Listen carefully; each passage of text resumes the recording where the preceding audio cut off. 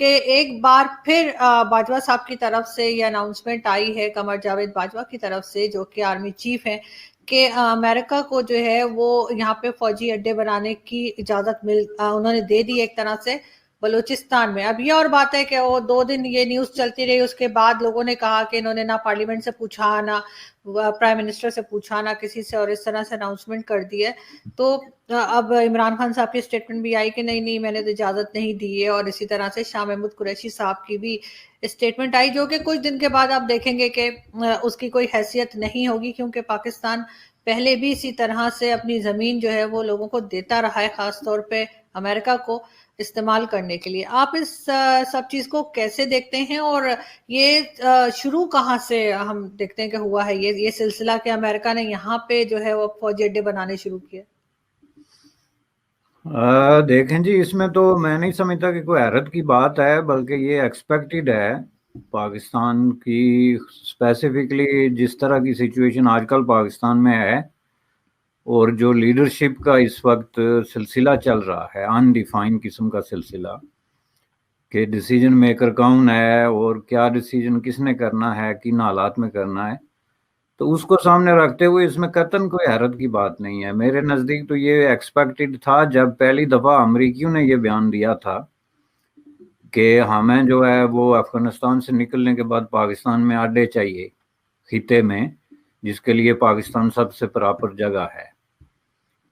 اور اس کی اہمیت سے کوئی بھی انکار نہیں کر سکتا،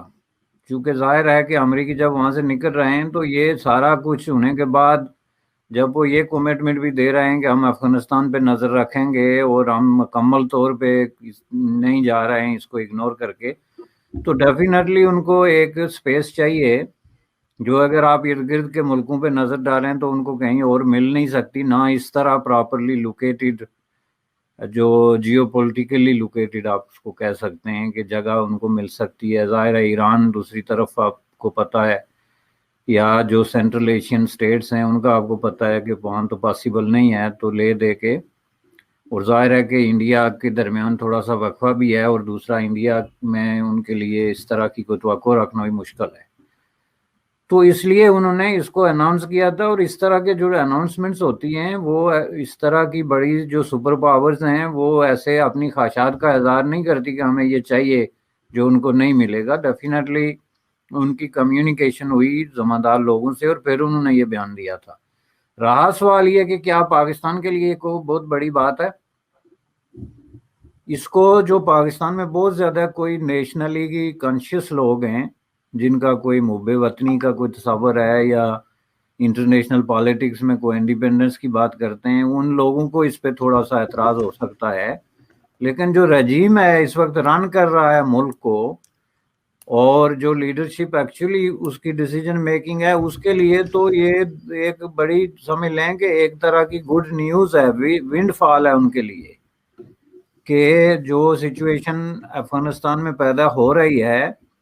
اس میں اگر امریکہ اس طرح کی کوئی بھی جوائنٹ وینچر ان کے ساتھ کرتا ہے تو ان کو اس گیم میں ان ہونے کے لیے ایک بہت بڑا جو ہے وہ بہانہ مل رہا ہے، جو پاکستان کی ایک بہت ہسٹوریکلی خواہش رہی ہے۔ اگر آپ بنیادی طور پہ اس مسئلے کو تھوڑا سا جو ہے نا انویسٹیگیٹ کریں ماضی میں جا کے، تو پاکستان کے جتنے مسائل ہیں، یہ جو غربت ہے، بے روزگاری ہے، اور بعض اوقات ذلت ہے، انٹرنیشنل پالیٹکس میں جو ذلت اٹھانی پڑتی ہے، ان کو عزیمت اٹھانی پڑتی ہے، ریجیکشن کا سامنا کرنا پڑتا ہے، اس کے پیچھے بہت حد تک پاکستان کی یہ پرو امریکن جو سٹینس شروع میں آیا تھا اس کی وجہ سے ہے۔ اس کا مطلب یہ نہیں کہ سارے ملکوں کے ساتھ یہی ہوتا ہے کہ وہ امریکہ کے ساتھ جن کے تعلقات ہیں تو ان کو کوئی ذلت اٹھانی پڑتی ہے، لیکن پاکستان نے جس طریقے سے یہ انیشیٹ کیا ابتدا میں، وہ اتنا غلط تھا کہ انہوں نے کسی طرح کی کوئی پارٹنرشپ یا برابری کے تعلقات کے بجائے ایک کلائنٹ سٹیٹ کے طور پہ انٹری دی۔ جو امریکن جو الائنسز تھے یا جو ان کی پارٹنرشپس تھی، انٹرنیشنل اسٹریٹجک ہو یا اکنامک ہو یا پولیٹیکل ہو، اس میں انہوں نے کہا ہمیں انٹر کر دیں، اپنی شرائط پہ کر دیں جو بھی ہے۔ اب اس کا ہم جب وہ پیچھے ہسٹری میں جا کے دیکھتے ہیں تو بنیادی طور پہ ظاہر ہے کہ اس خطے میں یہ ایک امپارٹنٹ ڈیولپمنٹ تھی جب پارٹیشن ہوئی، اور چونکہ پارٹیشن سے پہلے بھی اور پارٹیشن کے فوراً بعد بھی پوری دنیا کو پتا تھا کہ انڈیا کی انٹرنیشنل پالیسیز کیا ہوں گی. اس کی وجہ یہ تھی کہ انڈیا کی جو لیڈرشپ اس وقت ٹاپ لیڈرشپ تھی، نہرو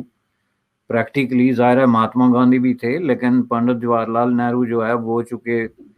پرائم منسٹر بننا تھا انہوں نے یا بن گئے تھے، تو ان کو چونکہ زیادہ فوکس کیا جاتا تھا، تو ان کا وہ ایک ناؤن آدمی تھے پوری انٹرنیشنل پالیٹکس میں.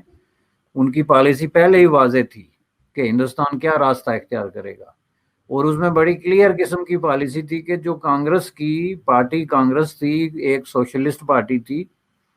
پرو سوشلسٹ پارٹی تھی اور لیفٹ لیننگ پارٹی تھی، جس نے ڈیفینیٹلی سب کچھ کرنا تھا، لیکن امریکی کیمپ میں اس وقت کے حالات میں جانے کے لیے قطعاً اس نے تیار ہونا نہیں تھا. اور جو دوسرا کیمپ اس وقت بچتا تھا کولڈ وار کی سچویشن میں، وہ سوویت یونین تھا. تو اس لیے امریکیوں نے، ویسٹ نے، یورپین نے یہ طے کر لیا تھا کہ انڈیا کی جو پالیسیز ہوں گی وہ زیادہ تر پرو سوویت یا پرو سوشلسٹ ہوں گی، اور ایرتی اگر میکسیمم اگر کہیں بھی ہو تو جو نان الائن موومنٹ گاندھی جی کے ساتھ بھی ان کا بھی تعاون تھا، لیکن پنڈت جواہر لال نہرو نے جو شروع کی تھی بہت سارے بڑے بڑے لیڈروں کے ساتھ انٹرنیشنلی مل کے، اس کی کم از کم جو ہے وہ فالو کریں گے. اور کسی صورت میں بھی ویسٹرن جو کیمپ تھا اس وقت ایک طرح کا، اب اس کو ملیٹری کیمپ کہہ سکتے ہیں، اس میں وہ آنے کے لیے تیار نہیں تھے. اس لیے انہوں نے پاکستان کو اپروچ کیا. پاکستان بننے کے فوراً بعد سوویت یونین نے لیاقت علی خان کو دعوت دی کہ آپ سوویت یونین کا دورہ کریں. اور ڈیفینیٹلی اس وقت سوویت یونین کے دورے جو لوگ کرتے تھے، جو ملک یا کسی طریقے سے سوویت یونین کے قریب ہوتے تھے، ان کی ڈیولپمنٹ ایک گارنٹیڈ قسم کا کام بن جاتا تھا، چونکہ سوویت یونین ٹیکنالوجی دیتا تھا تیسری دنیا کے ملکوں میں. یہ جو انڈیا اپنے پاؤں پہ کھڑا ہوا ہے، جو انڈیا نے صنعت کاری کی ہے انڈیا کے اندر، اور جو ان کی اپنی ایک صنعت ڈیولپ ہوئی ہے کہ انہوں نے ہر چیز بنانی شروع کر دی،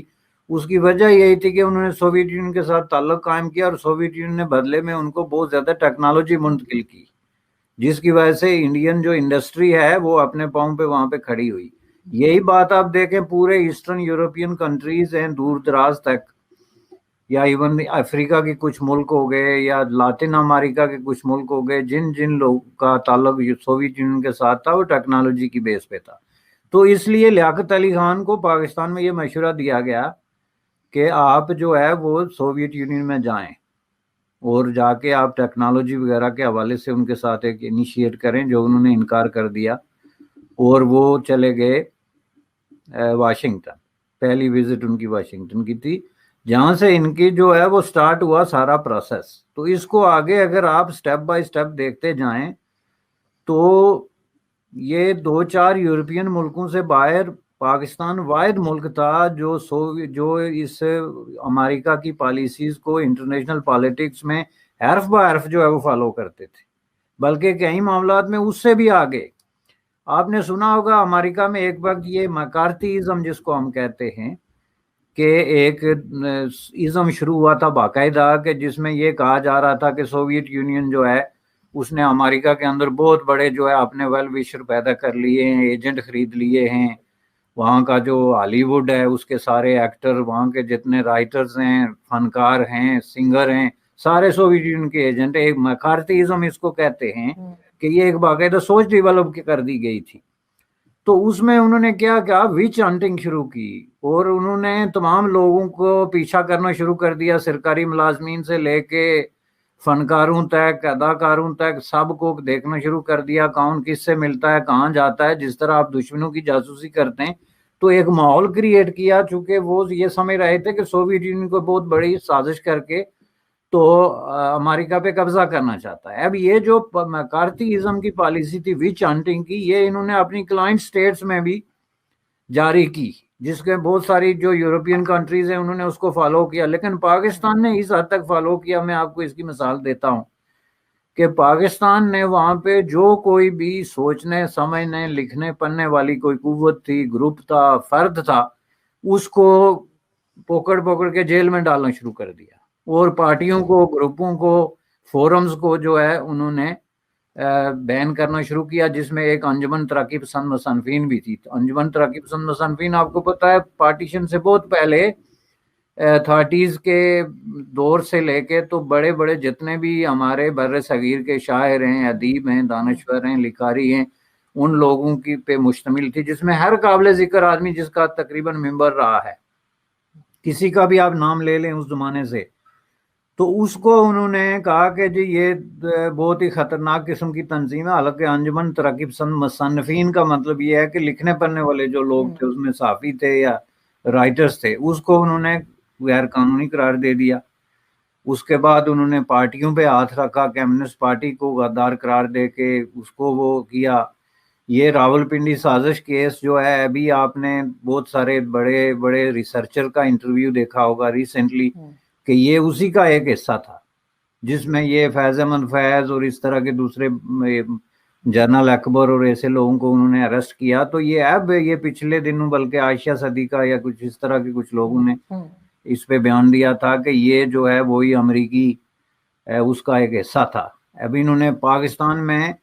ایک ایسا ماحول کریٹ کیا، حالانکہ وہاں ہو کچھ نہیں رہا تھا، انقلاب کوئی برپا نہیں کر رہا تھا، ظاہر ہے یہ لیفٹ تھنکنگ لیفٹ لیننگ لوگ تھے جو کام کر رہے تھے، لیکن انہوں نے امریکیوں کو یہ دکھایا کہ یہاں تو بہت بڑا طوفان آنے والا ہے اگر ہم نہ ہوں، یعنی جس کے جواب میں مطلب یہ ہے کہ یہ جو رجیم ہے اس کو امریکی سپورٹ کریں. چنانچہ امریکیوں نے اس کے مقابلے میں پھر ان لوگوں کی جو زیادہ تر ڈکٹیٹرز تھے، ایون ایوب خان کے مارشل لا سے پہلے کی باتیں کر رہا ہوں میں، کہ جو ایون ڈکٹیٹر نہیں بھی تھے، بغیر وردی کے تھے، لیکن ان کے کام ڈکٹیٹر سے بھی اگلے تھے. یعنی یہ اریسٹ کرنا، بین کرنا، پریس پہ پابندی لگانا، صحافیوں کو پابند سلاسل کرنا، لوگوں کو قلعے میں لے جا کے تشدد کرنا، جس میں یہ حسن ناصر اور اس طرح کے لوگ مارے گئے تھے تشدد کے ذریعے، یہ اس وقت کی ہسٹری ہے، جو بعد میں جا کے ایوب خان کے مارشل لا میں اس سے بھی زیادہ سخت ہو گئی. اور اس کے پیچھے صرف واحد مقصد جو ہے وہ امریکہ کو خوش کرنا اور اس کو یہ باور کرانا تھا کہ ہم نے یہاں پہ سوویت یونین کا راستہ روکا ہوا ہے، ورنہ سوویت یونین گرم پانیوں تک پہنچنے میں اس کے راستے میں اگر کوئی کھڑا ہے تو ہم ہیں. تو اس بہانے پر انہوں نے امریکہ سے ملیٹری مدد لی. اور یہ بڑی ایک دلچسپ بات میں آپ کو بتاؤں کہ امریکہ نے بلینز آف ڈالر خرچ کیے پاکستان پہ، دنیا کے دو چار بڑے بڑے ملکوں کو مدد دی گئی بے حساب، اس میں اسرائیل ہو گیا یا ایجپٹ ہو گیا، تو اس کے بعد لازماً پاکستان کا نمبر آتا ہے. بلکہ اس پہ اختلاف رائے ہے ریسرچر میں کہ سب سے زیادہ پیسے کس نے لیے، پاکستان نے لیے یا مصر نے لیے یا اسرائیل نے لیے. تو وہ پیسے جتنے بھی تھے وہ سب سے زیادہ ملیٹری ایڈ ہوئی ہے، سب سے زیادہ ملیٹری ڈکٹیٹرز کے زمانے میں آئے ہیں، اور سب سے زیادہ مس یوز ہو کے غائب ہو گئے ہیں، کسی کو خبر ہی نہیں. جیسے آپ نے کہا تھا کسی نے کوئی جزیرہ خرید لیا کہیں جا کے، کسی نے فارم ہاؤس بنا لیا، کسی کے بچے جو ہے وہ بزنس میں چلے گئے. تو یہ چینل کون سا تھا؟ ڈکٹیٹرز کا، جنرل ایوب خان. تو اسی کے زمانے میں انہوں نے کیا کیا کہ سوویت یونین کے خلاف کھل کے سامنے آئے یہی پیسے کھانے کے چکر میں، اور انہوں نے امریکہ کو اڈا دے دیا پشاور کے نزدیک. اب یہ ایک بہت بڑا ہسٹوریکل واقعہ ہے کہ دو سپر پاورز کے درمیان اتنی بڑی خوفناک قسم کی سرد جنگ میں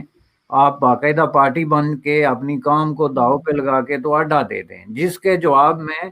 سوویت یونین نے پشاور کو جو ہے وہ سرخ لکیر کھینچ لی تھی، اس کے ارد گرد دائرہ کھینچ لیا تھا کہ یہ ہم کسی وقت بھی اس کو جو ہے وہ اس کے خلاف کارروائی کر سکتے ہیں. تو یہ وہاں سے ان کی ٹریڈیشن شروع ہوتی ہے. امریکہ اور پاکستان کے درمیان جتنے بھی تعلقات رہے ہیں